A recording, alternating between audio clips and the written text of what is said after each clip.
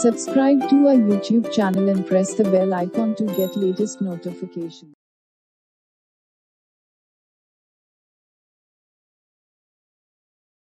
Assalamu alaikum dear students, hope you are all doing good. So let's start today's class.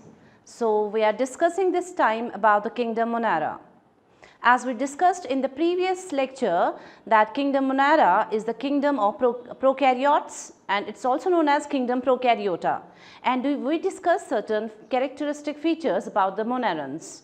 Like for example, we discussed about the cell structure, their habitat, their cell size, and also we discussed about the nutrition. So last time we discussed about the nutrition, that monerans, they do the nutrition either by doing photosynthesis, that means they are photoautotrophs, or by the another way of mode of nutrition, and that is known as heterotrophs. So if it is autotrophic mode of nutrition, as I told you in the last lecture, it may be chemoautotrophs or it may be photoautotrophs. So we discussed this in the last lecture, and if it will be a heterotrophic mode of nutrition, then it will be a saprophytic mode of nutrition or a parasitic mode of nutrition. Fine. So we have discussed these types in the last lecture. Now today we will start with another point that is known as the reproduction. Okay. So what is the mode of reproduction in monerans that we will discuss today? Now monerans, when we talk about the monerans, they will reproduce by two methods. Asexual mode of reproduction they show, as well as they show the sexual mode of reproduction.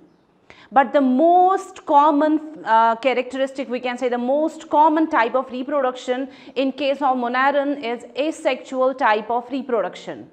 While as the sexual type of reproduction is as such not very much common in the monerans.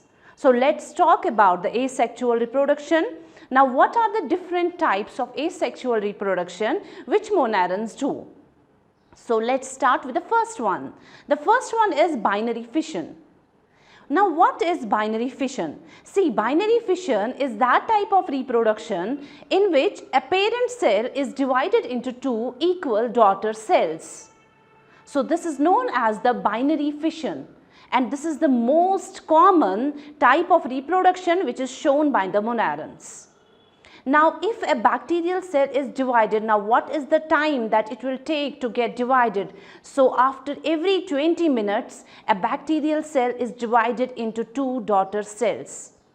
So that means in 24 hours, a bacterial cell approximately it will be 4.7 into 10 raised power 27 descendants it can make in 24 hours. So binary fission is known as the most common type of reproduction in case of monerans. Now the another type of reproduction, asexual type of reproduction, that means in which only one parent is involved, fine. So first one was binary fission, now the second one is fragmentation. Now what is fragmentation? Fragmentation simply means a fragment of the cell is broken down and this fragment is able to produce a new offspring. It will be developed into a new offspring, we can say. So that is the fragmentation.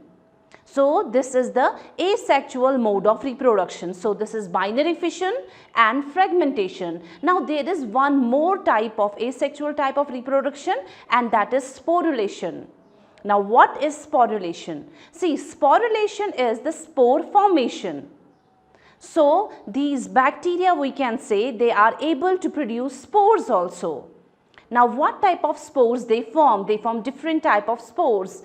For example, they can form the sporangiospores, they can form the conidia, they can form the gonidia, they can form the arthrospores, they can form the endospores. So there are different types of spores which bacteria are able to produce. So bacteria will produce this type of spores, and usually these spores, they are the thick walled and they are usually produced during unfavorable conditions. During unfavorable conditions, they form a thick coat outside them, fine, and when the conditions will become favorable, that time only, what the favorable conditions are, like they will get the warm temperature and they will have the moisture, Fine. So whenever they will get a substratum, a suitable substratum, they can grow on that substratum, and that is the favorable condition for a bacteria. So bacteria, they form spores also. So I told you that different types of spores are formed by the bacteria. Fine. And these spores, they are able to produce, they are able to form a new bacteria. Fine. When they get a suitable substratum. So this was about the asexual mode of reproduction.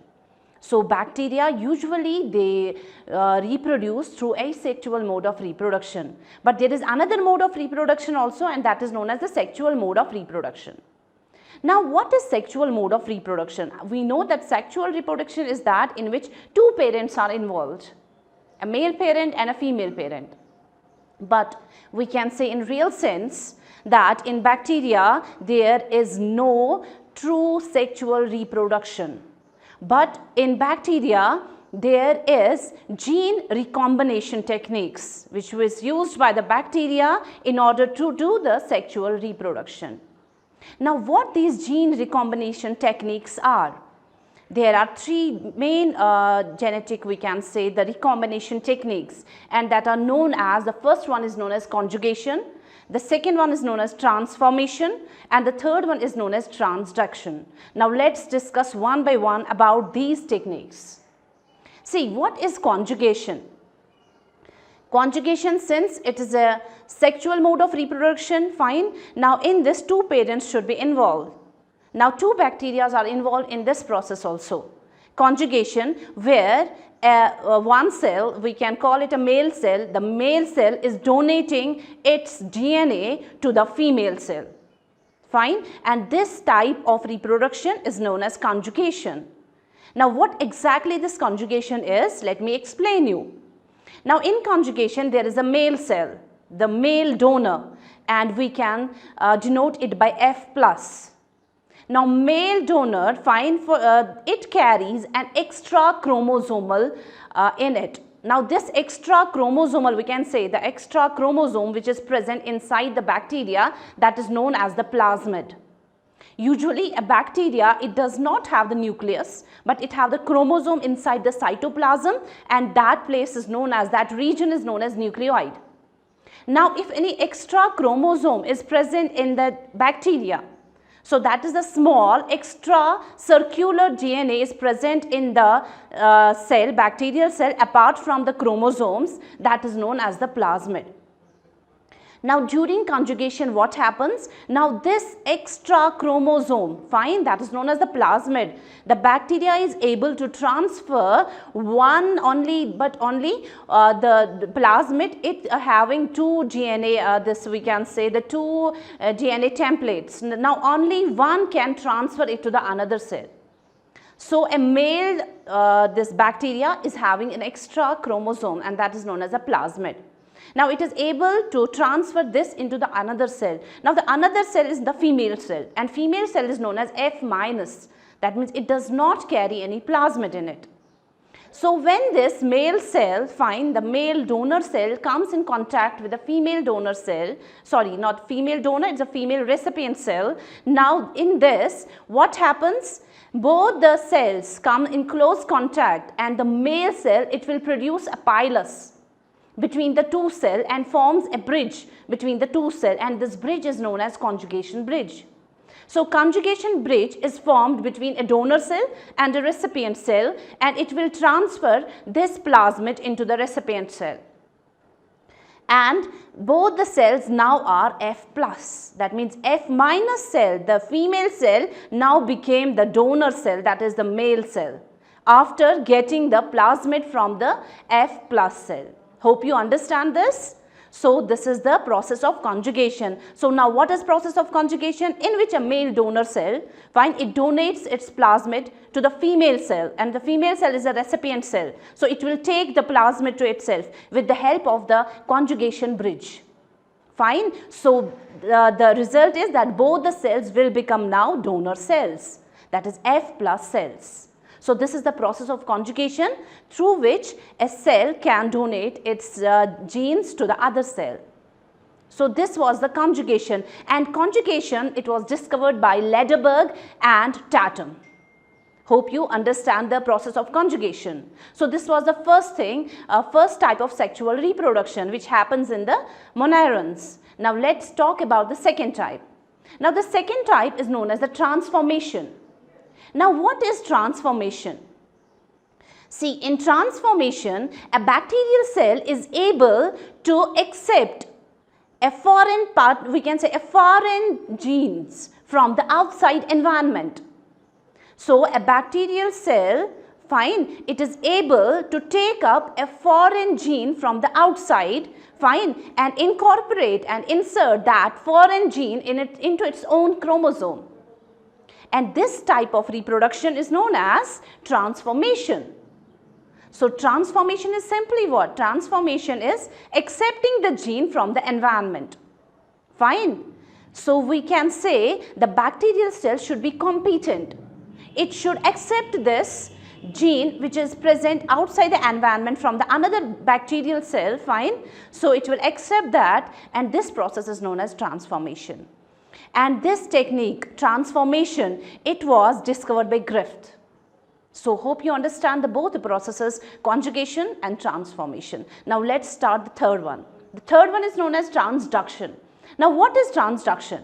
See, transduction is now another process, fine. And in this process, transduction, what happens? A virus is used. Now the virus which are able to infect the bacteria. Fine. So, for example, a virus which are able to infect the bacteria, they will infect the bacteria and they will introduce their own genetic material into the bacteria. Fine. Now, there are two options. Now, when a virus is infecting a bacteria, it will introduce its genetic material inside the bacteria. Now, there are two options. Either this genetic material gets incorporated, gets inserted into the bacterial chromosome, or the second thing is that this genetic material, it will remain independent. You understand? So, either it will incorporate it into the chromosome or it will remain apart from the chromosome. Fine. So, this viral genetic material will get inside the bacterial cell.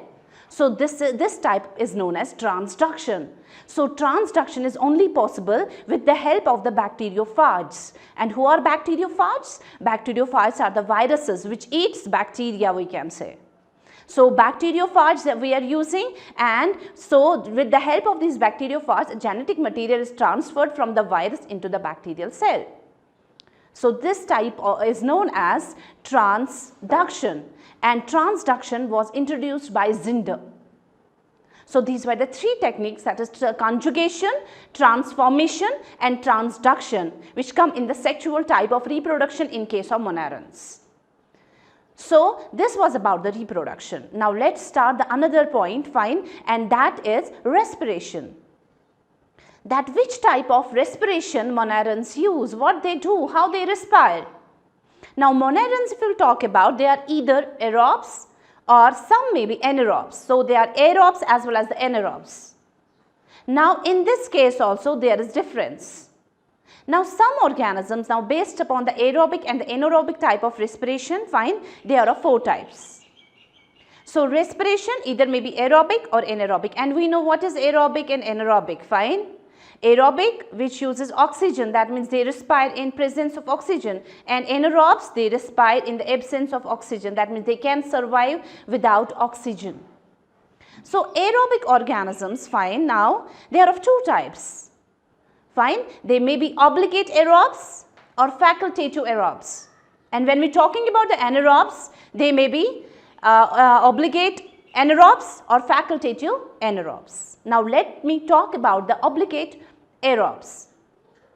Now, what are obligate aerobes? See, obligate aerobe is that they should have oxygen. If the oxygen is not present, fine, they may kill, they may get killed, fine, they cannot survive in absence of oxygen. But when we are talking about the facultative anaerobes, facultative anaerobes are those organisms, fine, which can survive, fine, which can survive in presence of oxygen. But if oxygen is not present, fine, they can also survive in those conditions also. that is the facultative anaerobes. So obligate aerobes where oxygen is obligatory, necessary. Fine, without oxygen they cannot live. While as facultative anaerobes, they usually survive in presence of oxygen. But if oxygen is not present, fine, they can survive without oxygen also. The same is the case with the obligate anaerobes and facultative aerobes. Fine. If we are talking about the obligate anaerobes, see, where oxygen is not mandatory, they can survive without oxygen. But if oxygen is there, they cannot survive. So they have the conditions should be that oxygen should not be present there. So they are the facultative, they are the obligate anaerobes. Now talking about the facultative aerobes are now those organisms which can live, fine, which can live without oxygen. But if oxygen will be there, they can also respire through oxygen. They can also use oxygen that time. So this is about the respiration. So hopefully you understand all the points what I discussed with you. So this was about the monarans, the kingdom of prokaryotes, where all the prokaryotes were kept. So this was all about monarans, the basic characteristics of monarans. And I gave you several examples of monarans, that there are so many monarans which are present there, fine. So all the bacteria, archaebacteria, whether that's cyanobacteria, whether that's mycoplasma, okay, or actinomycetes, they have been kept in the kingdom Monera. So this was all about monarans. Hope you understood this. Have a nice day. Take care. Allah Hafiz.